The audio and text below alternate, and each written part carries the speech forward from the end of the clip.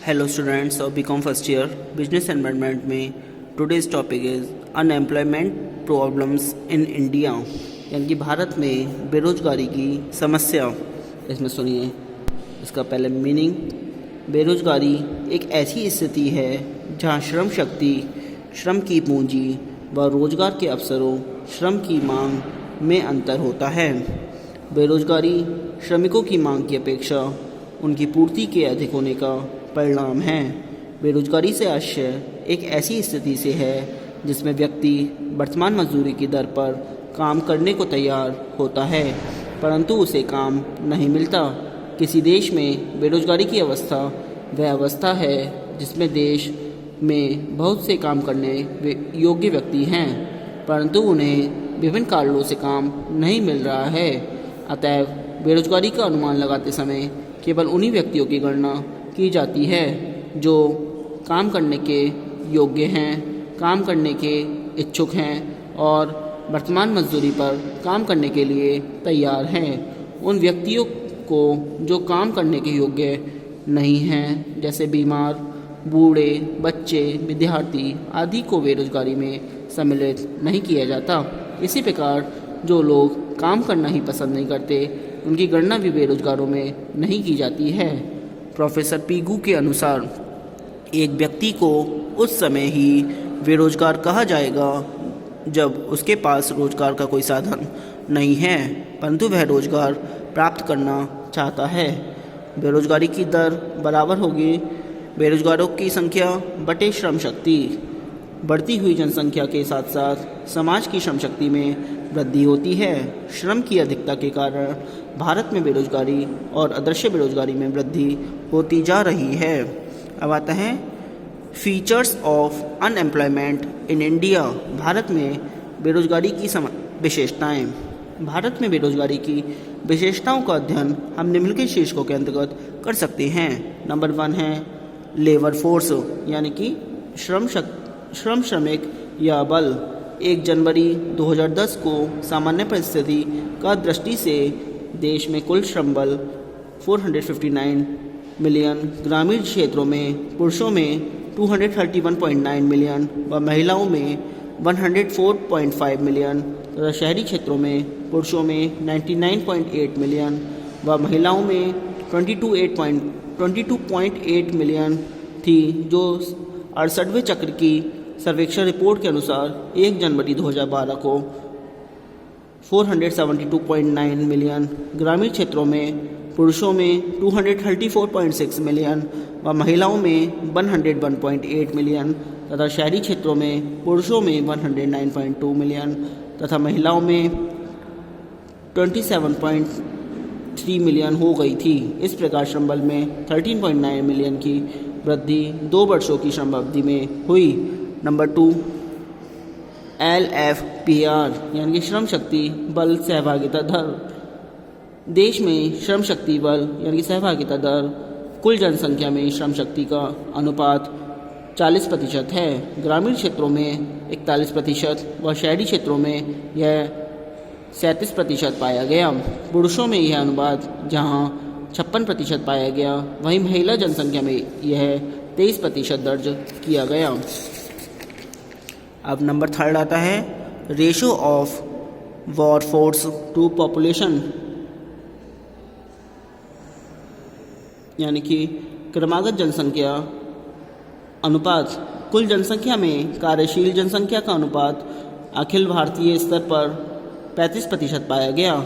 ग्रामीण व शहरी क्षेत्रों में अलग अलग यह क्रमशः 40% व 36% दर्ज किया गया। पुरुषों व महिलाओं में यह दर क्रमशः 54% व 16% रही। नंबर 4 है number and rate of unemployment labour force.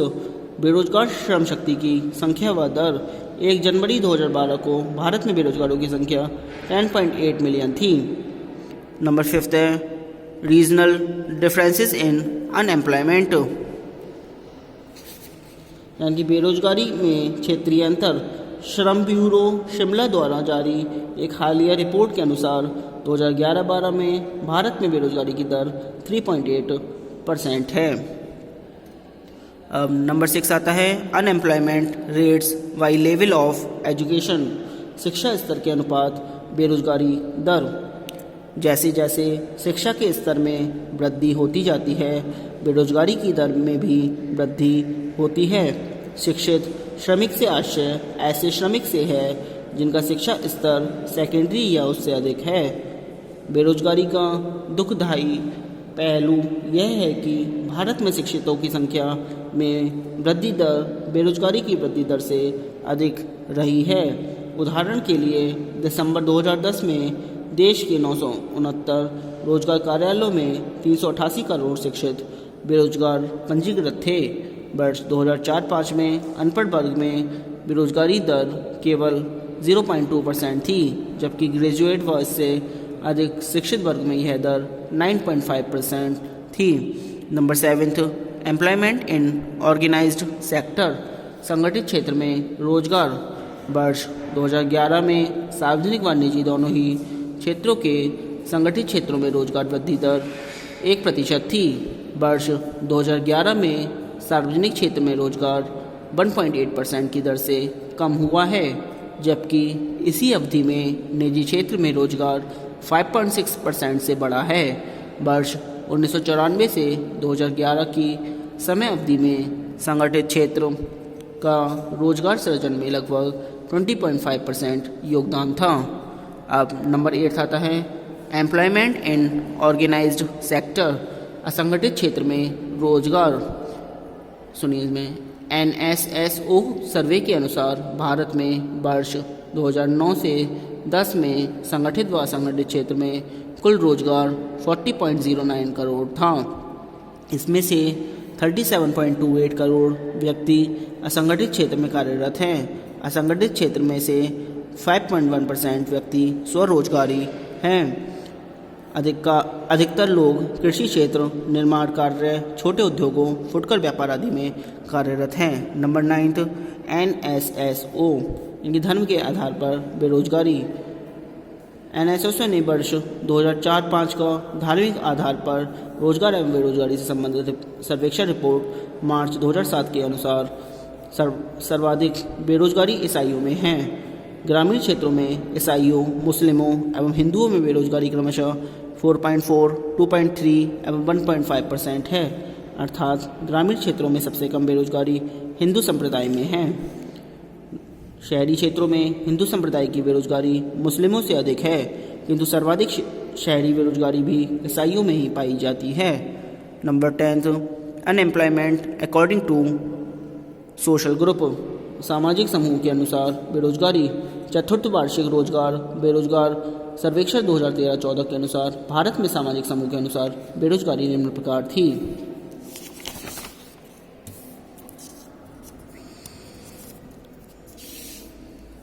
ये सारणी दे रखी है सामाजिक समूह के अनुसार बेरोजगारी। इसमें है सामाजिक समूह, ये दृष्टिकोण, ये SC, ST, OBC, अदर। अब जिसमें एक UPS और UPSS, UPS यानी कि 4.6, इधर 3.1, इधर SC में 4.5 और 2.1, OBC में 4.8 और 3.4 और अदर में 5.3 और 4.2। इसका निष्कर्ष सुनिए। उपयुक्त विवेचन से भारत के बेरोजगारी के संबंध में निम्नलिखित निष्कर्ष निकाले जा सकते हैं। GDP में वृद्धि के बावजूद भी भारत में बेरोजगारी की दर जो 1999 से 2000 में 8.9% थी, कम होकर 2013-14 में 4.9% हो गई। महिला बेरोजगार ग्रामीण क्षेत्रों में शहरी क्षेत्रों की तुलना में अपेक्षाकृत अधिक है। महिलाओं में बेरोजगारी की दर पुरुषों से अधिक है। अशिक्षित वर्ग में बेरोजगारी शिक्षित वर्ग की तुलना में कम है। बेरोजगारी की दर में विभिन्न राज्यों में काफ़ी विषमता है। संगठित क्षेत्र की तुलना में असंगठित क्षेत्र में लोग अधिक रोजगार प्राप्त करते हैं। भारत में बेरोजगारी। अब आता है nature and forms of unemployment in India. Bharat में बेरोजगारी की प्रकृति व स्वरूप। भारत में बेरोजगारी का अध्ययन मोटे तौर पर 2 शीर्षकों के अंतर्गत किया जा सकता है, जैसा कि निम्न है। नंबर 1 है रूरल अनएम्प्लॉयमेंट, यानी कि ग्रामीण क्षेत्रों में बेरोजगारी या कृषि बेरोजगारी। भारत में ग्रामीण क्षेत्रों में निम्न 2 प्रकार की बेरोजगारी पाई जाती है। नंबर 1 है सीजनल अनएम्प्लॉयमेंट, मौसमी बेरोजगारी। इसमें सुनिए, भारत की लगभग 65% जनसंख्या कृषि पर निर्भर है और कृषि अधिकतर एक मौसमी उद्योग है। मौसमी बेरोजगारी के अंतर्गत ग्रामवासी फसल कट जाने के बाद बेकार हो जाते हैं तथा जब तक दूसरी फसल का कार्यक्रम प्रारंभ नहीं हो जाता तब तक बेकार ही रहते हैं। भारत में सिंचाई व पूंजी का अभाव होने के कारण कृषि सहायक व अन्य कुटीर उद्योगों का पर्याप्त विकास न होने से लोगों को वर्ष भर कार्य नहीं मिल पाता है। मौसमी बेरोजगारी के संबंध में अलग अलग अनुमान लगाए जाते हैं। रॉयल कमीशन शाही आयोग के अनुसार कृषक वर्ष में कम से कम 4 से 5 माह तक अवश्य ही बेरोजगार रहते हैं। डॉक्टर राधा कमल मुखर्जी के अनुसार उत्तर प्रदेश के सघन कृषि क्षेत्रों में किसानों को वर्ष भर में केवल 200 दिन ही काम मिलता है। श्री जैक के अनुसार बंगाल में पटसन की खेती करने वाले लगभग 9 माह, चावल की खेती करने वाले 7.5 माह खाली बैठे रहते हैं। अब नंबर 2 है डिस्गाइज्ड अनएम्प्लॉयमेंट, छिपी हुई अदृश्य बेरोजगारी। भारत के ग्रामीण अर्थव्यवस्था में छिपी हुई बेरोजगारी भी अत्यंत व्यापक है। छिपी हुई बेरोजगारी से हमारा तात्पर्य ग्रामीण अर्थव्यवस्था की उस स्थिति से है जिसमें श्रमिक काम पर लगा हुआ मालूम होता है किंतु उत्पादन में उसका अंशदान नहीं के बराबर होता है। अब नंबर 2 आता है अर्बन अनएम्प्लॉयमेंट, यानी कि नगरीय क्षेत्रों में बेरोजगारी। भारत में नगरीय या शहरी क्षेत्रों में बेरोजगारी की समस्या ग्रामीण क्षेत्रों से सर्वथा भिन्न है। सन 1961 से 2002 तक रोजगार दफ्तरों में बेरोजगारी की संख्या में लगभग 12 गुना वृद्धि हुई है। अब नगरीय क्षेत्रों में मुख्य रूप से निम्न 2 प्रकार की बेरोजगारी देखने को मिलती है। नंबर 1 इंडस्ट्रियल अनएम्प्लॉयमेंट, औद्योगिक बेरोजगारी। देश में जनसंख्या की तेजी से वृद्धि के कारण श्रमिकों की संख्या भी बढ़ रही है। ज्यों-ज्यों नगर का विस्तार होता जा रहा है त्यों ग्रामीण क्षेत्रों से जनसंख्या शहरी क्षेत्रों की ओर स्थानांतरित होती जा रही है। नंबर 2 है एजुकेटेड अनएम्प्लॉयमेंट, यानी कि शिक्षित बेरोजगारी। भारत में शिक्षित बेकारी की समस्या मुख्यतः शहरी क्षेत्रों से है।